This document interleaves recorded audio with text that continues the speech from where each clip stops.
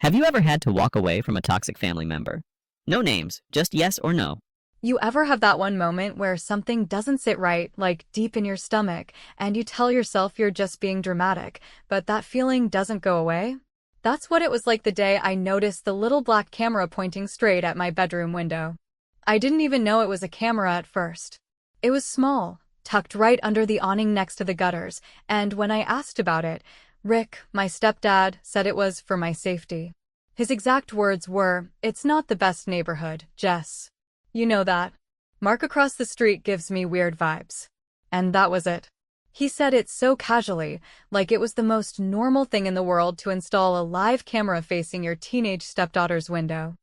At first, I didn't say much. I brought it up to my mom, and she just kind of brushed it off. She said something like, "Well, Rick's just being protective, honey. You know how he is."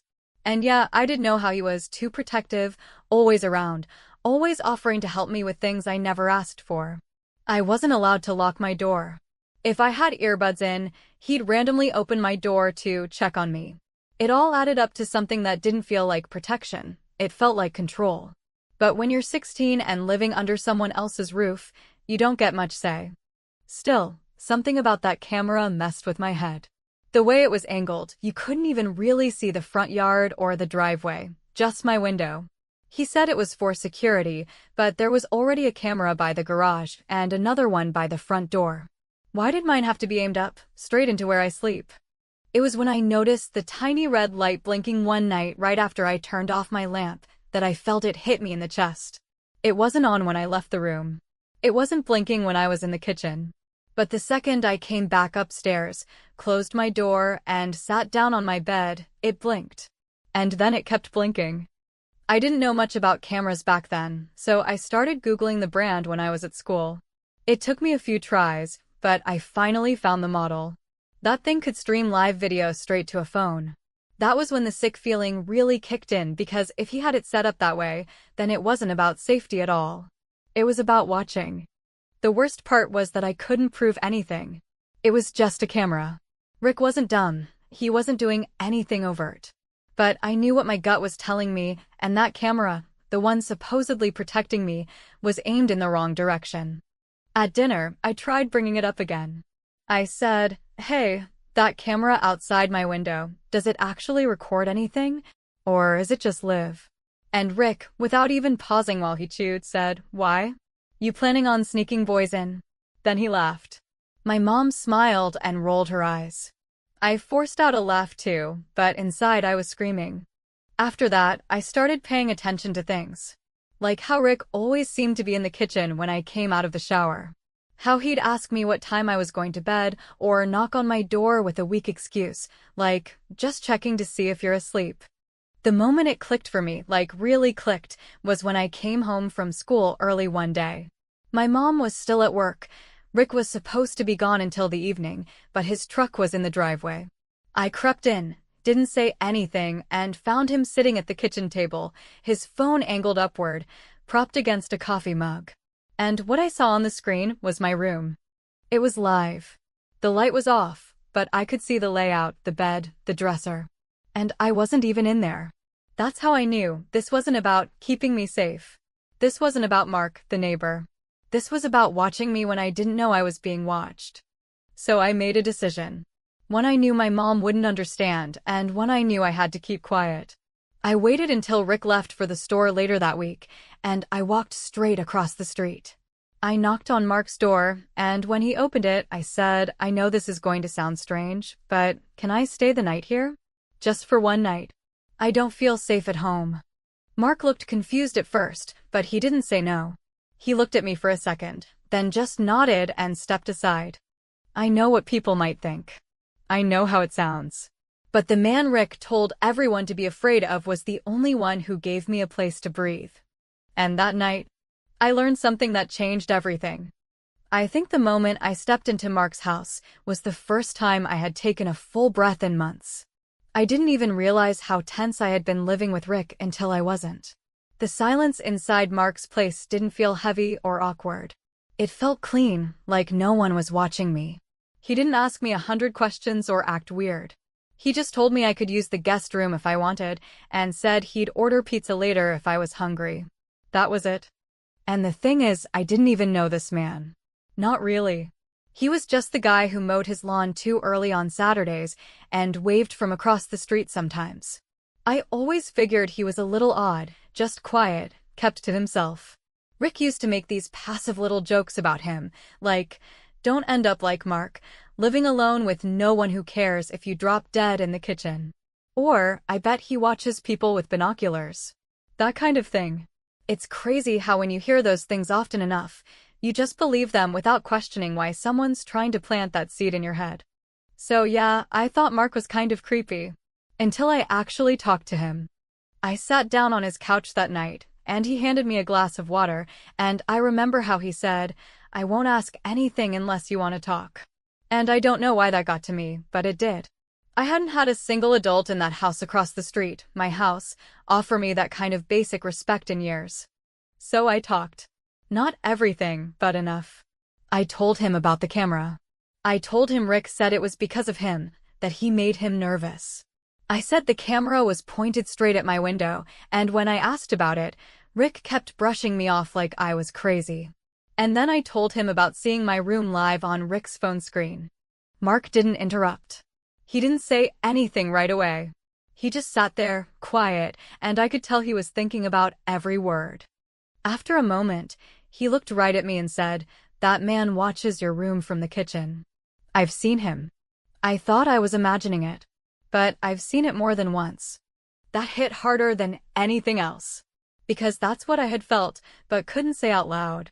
I wasn't being paranoid. I wasn't overthinking. Rick had been standing there, probably for months, watching through that little screen. Then Mark said something I'll never forget. He leaned back a little and said, "If you want, we can get proof." Now, I wasn't sure what I was expecting him to say, but it definitely wasn't that. I thought he'd tell me to call someone, maybe go to a counselor or talk to my mom, which, by the way, I already knew wouldn't go anywhere. Tracy had blinders on when it came to Rick. She was exhausted all the time from her job and just wanted peace in the house. She would never accuse him of something that's serious unless I brought her a smoking gun. So yeah, when Mark said he could help me get proof, I just stared at him. He got up, went to a drawer in the hallway, and pulled out this old camcorder, the kind people used for birthdays and school plays back in the day.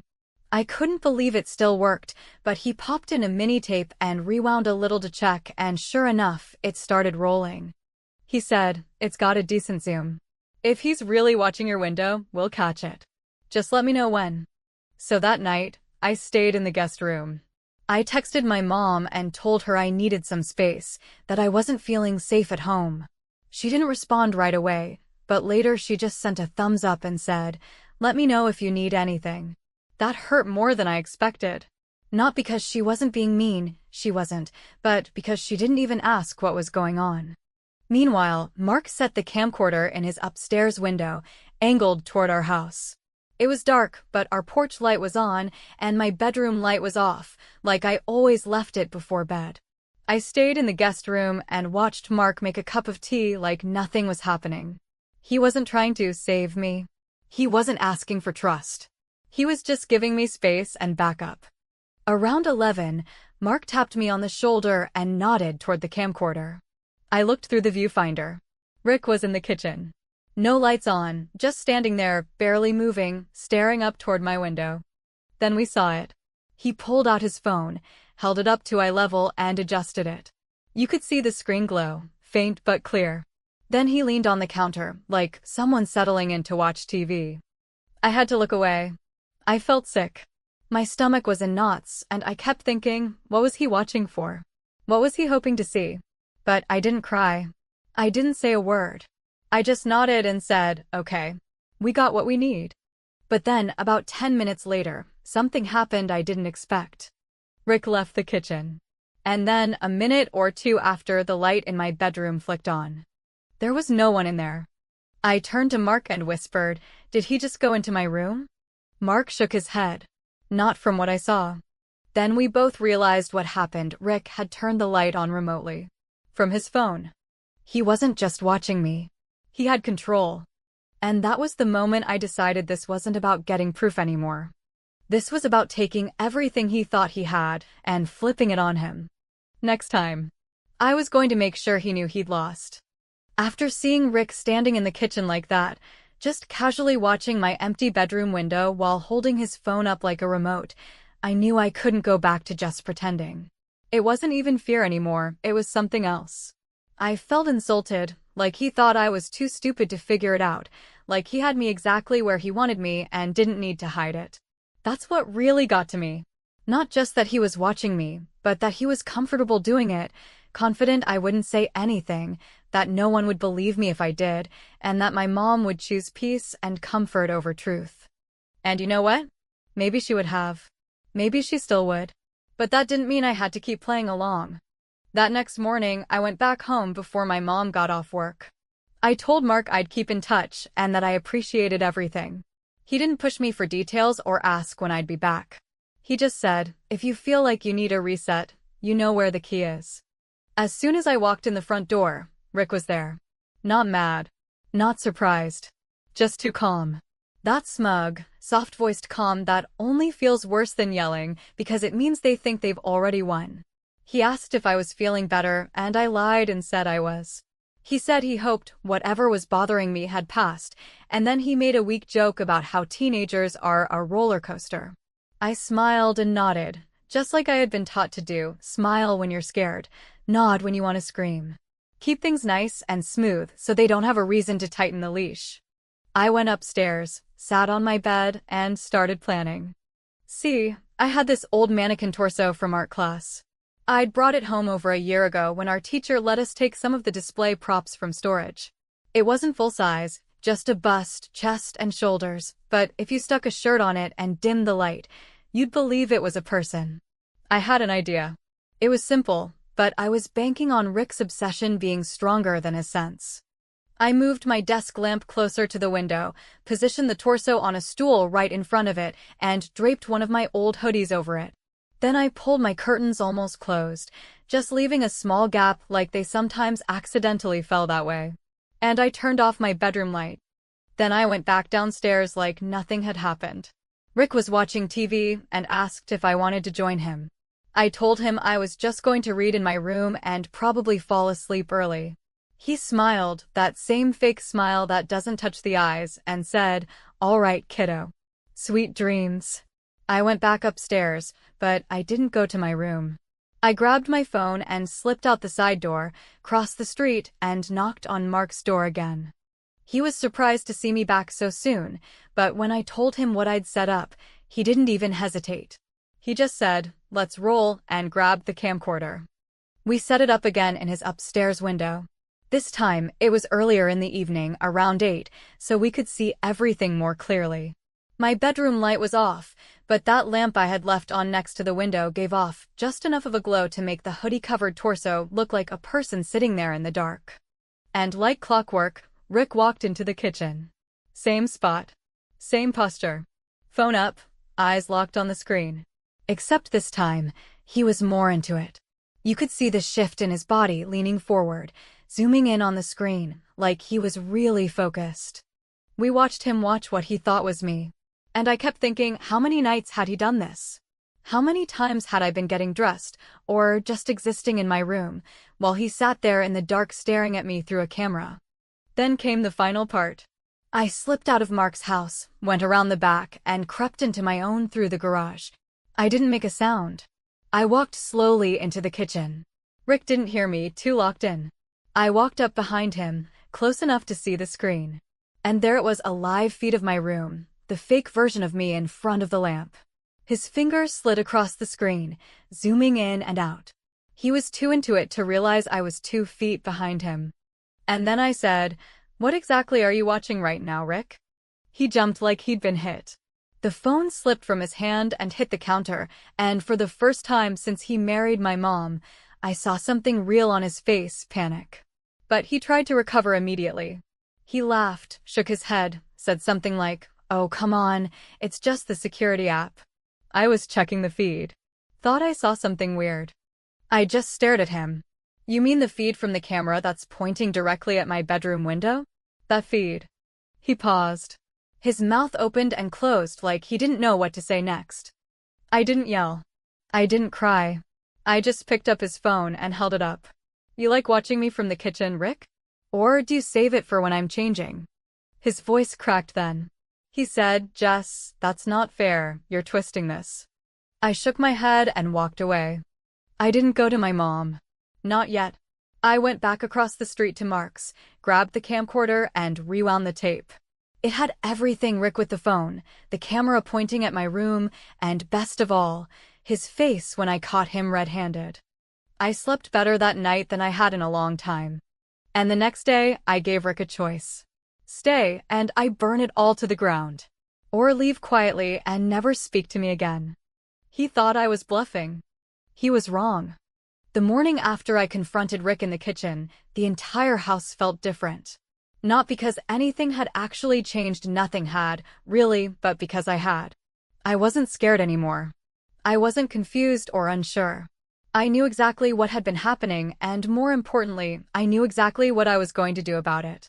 Rick didn't say a word when I came downstairs. He didn't ask me how I slept. He didn't try to make conversation or act normal, and that silence said more than any fake good morning ever could.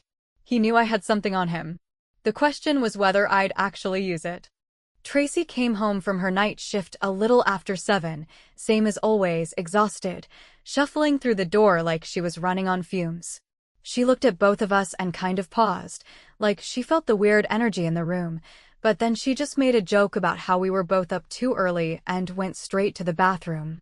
I remember thinking how sad it was, how she was so used to being in survival mode that she probably assumed the tension was just about some random argument or teenage mood swing. That's how disconnected she'd become. Not because she didn't care, but because she was too tired to ask questions she wasn't ready to hear the answers to. I left for school like it was a normal day, even though my head was spinning. I didn't even know if Rick had told her anything. Probably not. Men like him don't confess, they cover. And I was banking on that. I was betting on his ego being bigger than his fear. At lunch, I met up with Mark at the little coffee shop 2 blocks from the school. He brought the camcorder in a brown bag like we were doing some kind of spy drop, and when he sat down, he just said, "You sure you want to go through with this?" I looked at him and said, "I've never been more sure of anything in my life." The plan wasn't complicated. I didn't want to go to the cops. Not yet. I didn't want to blow everything up unless I had to. What I wanted was to make Rick sweat. I wanted him to know he was completely exposed, and I wanted him to feel the same lack of control he had made me feel for over a year. I didn't need him arrested to win. I needed him gone from the house, from my life, from my mom's orbit.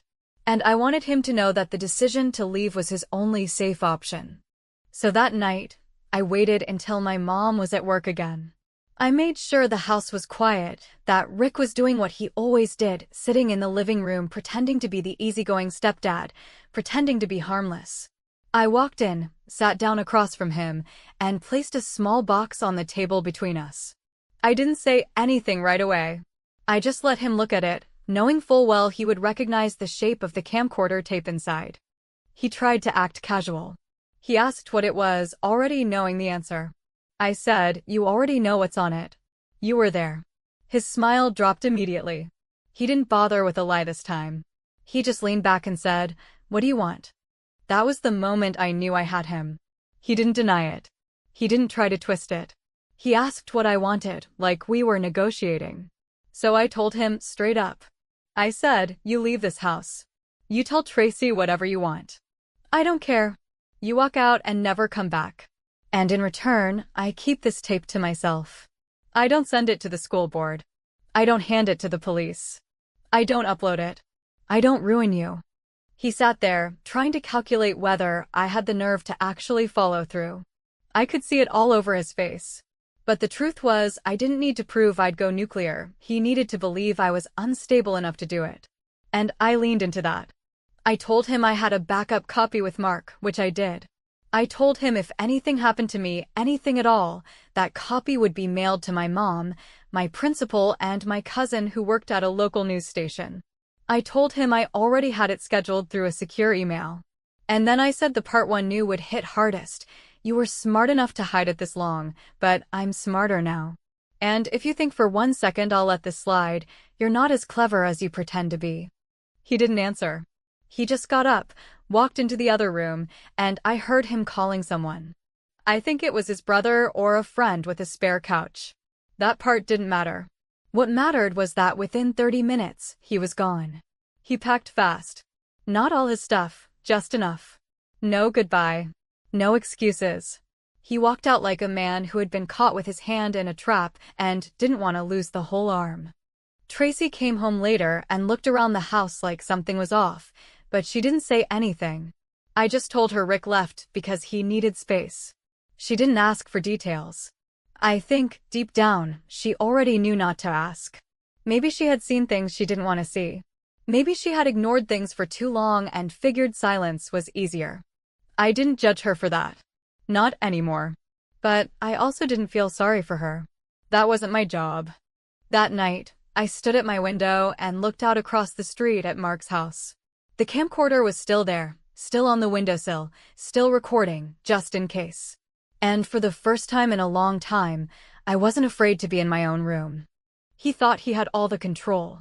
He thought watching made him powerful. But all it took was me turning around, looking him in the eye and saying, "Not anymore." It's a strange thing, watching someone disappear from your life and realizing how quiet it gets. Not in the peaceful, everything's finally okay kind of way, but more like the silence after a car crash, the kind where your ears ring and you're not sure yet if you should feel relief or brace for something worse. Rick left the house without a fight. No shouting, no begging, no last-minute threats. He just left. And that scared me more than if he'd tried to argue, because people like him don't just give up. They don't walk away because it's the right thing to do. They walk away when they're planning something else, or when they're calculating whether it's worth staying in the game. For the first few days, I didn't let myself relax. I kept the tape hidden, checked in with Mark every night, made sure the backup copy was safe. I even started locking my bedroom door, even though that had been a huge no-no in our house before. My mom didn't say anything about it. She didn't say much at all. She didn't ask why Rick left. She didn't push. And I could tell she was avoiding the truth on purpose, the way people do when they suspect something ugly and would rather not know for sure because knowing would force them to act. She asked once, maybe 3 days after he left, "Did something happen?" I looked her in the eye and said, "Yeah, something happened." And she just nodded and said, "Okay." That was it. She didn't want more. And honestly, I didn't feel like handing her an answer she wasn't ready to face. I kept waiting for Rick to do something. Text. Show up. Send some guilt-tripping message or try to twist the story and make himself the victim. But he never did. He ghosted all of us, my mom, me, even his job. He quit a few days later, according to what my mom eventually found out from one of his coworkers. No one could reach him. It was like he vanished. Maybe he knew what was coming if he pushed back. Maybe he finally realized he wasn't untouchable. Or maybe he just moved on to the next place where no one knew what he really was. There's a part of me that still thinks about what would have happened if I hadn't trusted my gut. If I'd kept doubting myself, kept pretending that camera wasn't there or that I was imagining the way he stared. I think about how easy it would have been for him to keep going, to keep watching, and how I probably would have kept shrinking under the weight of it until I couldn't even tell where my fear ended and my identity began. That's what these men do. They chip away until you stop trusting your own eyes. But that didn't happen. Because the second I stopped playing dumb, he had nothing left. That's the truth no one tells you. People like him rely on your silence more than anything. Once you speak up, once you hold the mirror up and let them see themselves through someone else's eyes, they crumble faster than you'd expect. I didn't post the tape. I didn't send it to the police. I didn't even show it to my mom. And I know some people would say that's weak, or that I should have made sure he paid for what he did. But I wasn't interested in punishment. I wanted separation. I wanted power. And I wanted him to feel that tight panic in his throat every time he thought about whether I still had the evidence. That was enough for me. I didn't need headlines. I didn't need courtroom drama. I needed him to know that I had the upper hand now, and that no matter where he ran, the story would follow him because I had the truth. Not him. A few weeks after he left, I was sitting on Mark's porch. We'd gotten into this quiet little routine. Every Sunday evening, I'd head over and we'd just sit there, not talking much. Sometimes we'd play cards. Sometimes we didn't even say anything at all. It became the one place where I didn't have to pretend. That night, I finally asked him something that had been sitting in my chest for a while. I said, "Do you ever wonder if people knew all along?" Mark didn't even look up. He just said, "Some people don't want to know. Makes life easier." And he was right. I think Tracy knew something was wrong. I think the neighbors who saw Rick pacing in the kitchen late at night knew it wasn't normal. But they looked away. People always do. Before I left, Mark handed me the tape. The original. He said, "Do whatever you need with it." I stood there holding it for a second, then walked down his steps, crossed the street, and threw it straight into the bottom of our outdoor trash bin. Not because it didn't matter, it did, but because I didn't need to carry it around anymore to remember what I'd done. Rick wasn't in control anymore. And neither was the past. But the most unexpected part? I never told anyone the full story. Not my mom. Not my friends. Not even Mark, really. He saw parts of it, helped me pull it off, but even he never heard the whole thing from beginning to end. And that was a choice too. Because once you say it all out loud, it becomes fixed, like the only version that matters. And some stories are better left unfinished. Not for closure, but for control. So no, I don't know where Rick went. I don't know if he ever tried this with someone else. And I don't know if someday I'll regret not turning him in or making a bigger scene. But what I do know is that he underestimated the wrong girl. And the next time someone like him installs a camera thinking no one will notice, maybe he'll remember the one time it backfired and realize, too late, that not every girl stays quiet. That's all I needed. Not justice. Not revenge. Just that look on his face when he realized the game was over and he wasn't the one holding the rules.